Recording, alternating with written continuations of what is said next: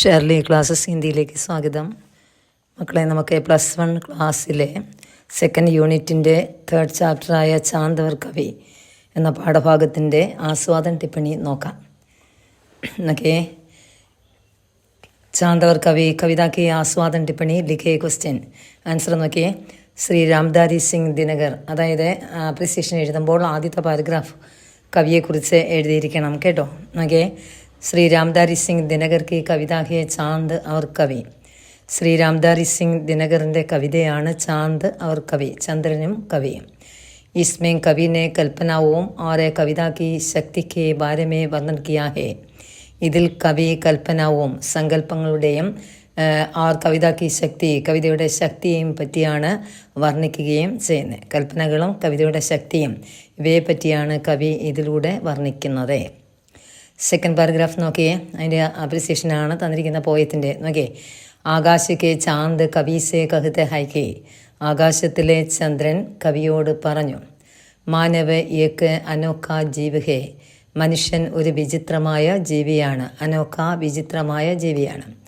ഉലച്ഛനെ ബനാക്കർ ഉസ്മേ ഭംസ് ജാത്താ ഹേ, ഉലച്ഛനെ പ്രശ്നങ്ങൾ അല്ലെ കുഴപ്പങ്ങൾ ഉണ്ടാക്കുകയും അതിലെ അകപ്പെടുകയും ചെയ്യുന്നു. ഭംസിന കുരുങ്ങുക, അകപ്പെടുക എന്നൊക്കെയാണ്.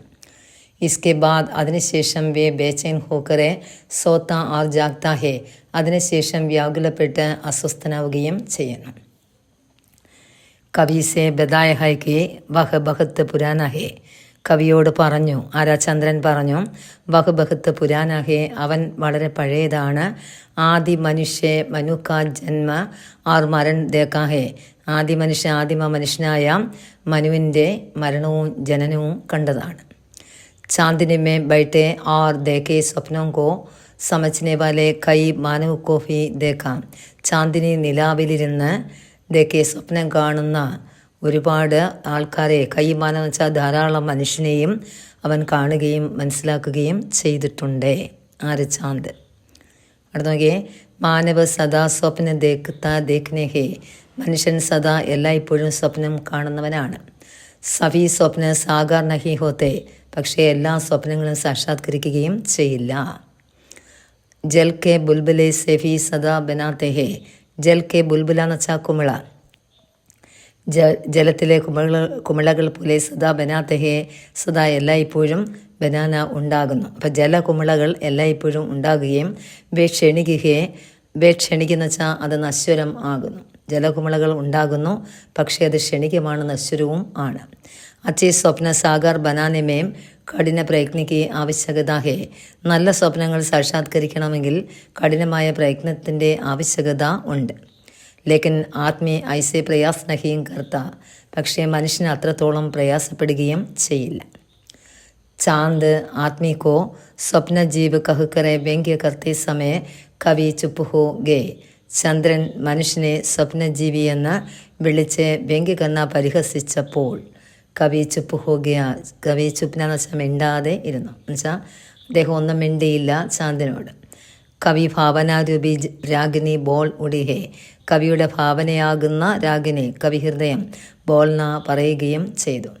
തുച്ഛസേ പഹച്ചാന്ത നഹിഹേ, തുച്ഛസേ എന്തുകൊണ്ട് നിനക്ക്, പഹച്ചാന നഹിഹേ അറിയുന്നില്ല, അല്ല മനസ്സിലാക്കാൻ കഴിയുന്നില്ല. മേൻ കേവൽ ബുൽബുല നഹി, ഞാൻ കേവലം ഒരു കുമിളകൾ മാത്രം അല്ല.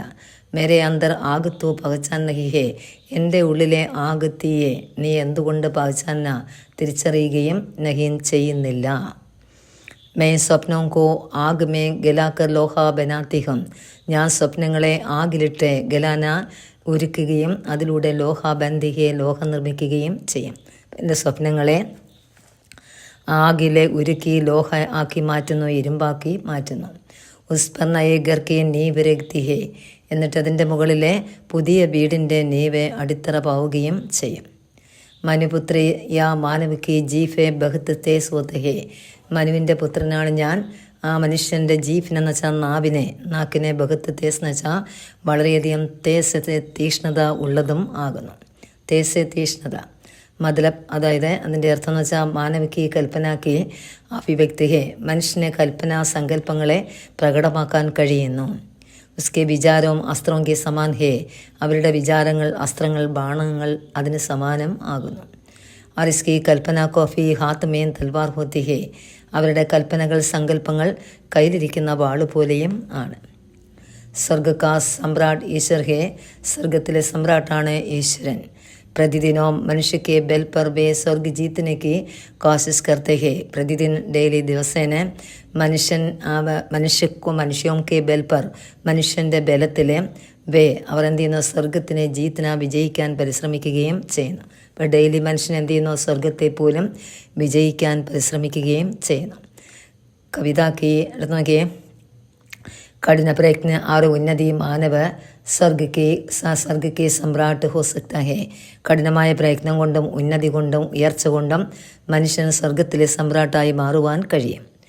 അതുകൊണ്ട് കവിതയുടെ ശക്തി അപാരമാണ്. ഇസ്കി ഭാഷ സർൽ ഹേ. ഇത്രയും എഴുതി നിർത്തുക. ഇതാണ് എൻ്റെ അപ്രിസിയേഷൻ കേട്ടോ. ഫുള്ള് ചോദിക്കാൻ ചാൻസ് ചിലപ്പം കുറവായിരിക്കാം. അതുകൊണ്ട് ക്വസ്റ്റ്യൻസ് വരും. 2 മാർക്കാണ് ഞാൻ മാർക്കിംഗ് ചെയ്തിട്ടുണ്ട്. ക്വസ്റ്റ്യൻ താഴെ എഴുതിയിട്ടുണ്ട്. ഓക്കെ. ആത്മീയ അനോക്ക ജീവ് ഹോത്താ ഹേ ക്യോ. മനുഷ്യൻ വിചിത്ര ജീവിയാണെന്ന് പറയുന്നത് എന്തുകൊണ്ട്? ഇവിടെ മാർക്കിംഗ് ഉണ്ട്. കവിക്ക് ബദലെ രാഗിനിക്കോ ക്യോം ബോൾ ഉടി ഹേ. കവിക്ക് ബദലെ, കവിക്ക് പകരം, രാഗിനി കവി ഹൃദയം ബോൾ ഉടി സംസാരിച്ചു. ക്യോം എന്തുകൊണ്ട് അല്ലേ. നമുക്ക് ആത്മീക സ്വപ്ന ജൽ കാ ബുൽബുലാ ഹേ. മനുഷ്യൻ്റെ സ്വപ്നം ജലകുമിളകൾ പോലെയാണ്. അതിൻ്റെ ഭാവം എന്താണെന്ന് എഴുതുക. മനുപുത്രിക്ക് കൽപ്പന കൈസി ഹേ. മനുവിൻ്റെ പുത്രൻ്റെ സങ്കല്പങ്ങൾ എങ്ങനെയുള്ളതാണ്? സ്വർഗ കാ സമ്രാട്ട് കോൻ ഹോ സക്താ ഹേ. സ്വർഗത്തിലെ സമ്രാട്ട് എന്ന് വെച്ചാൽ ചക്രവർത്തി. കോൻ ഹോ ആർക്കായി മാറാൻ കഴിയുന്നു എന്നുവെച്ചാൽ ആർക്കാണ് സ്വർഗത്തിലെ സമ്രാട്ടാകാൻ കഴിയുക എന്നുള്ളത്. ഇത്രയും മതി ഇതിനകത്തുനിന്ന് കേട്ടോ. ഇതിനകത്തുനിന്ന് തന്നെ കസ്താൻസിസം എന്ത് ചോദിച്ചാലും ഇതിനകത്തുണ്ട്. ഒന്ന് നോക്കി എഴുതുക. ഓക്കെ. ഇന്നത്തെ ക്ലാസ് ഇഷ്ടപ്പെട്ടെങ്കിൽ ഒന്ന് സബ്സ്ക്രൈബ് ചെയ്യണം, ഒന്ന് ലൈക്ക് ചെയ്യുക, ഒന്ന് മറ്റു കുഞ്ഞുങ്ങളിലേക്ക് ഷെയർ ചെയ്യണേ, സപ്പോർട്ട് ചെയ്യുക. ഓക്കെ, നമുക്ക് അടുത്ത ക്ലാസ്സിൽ കാണാം.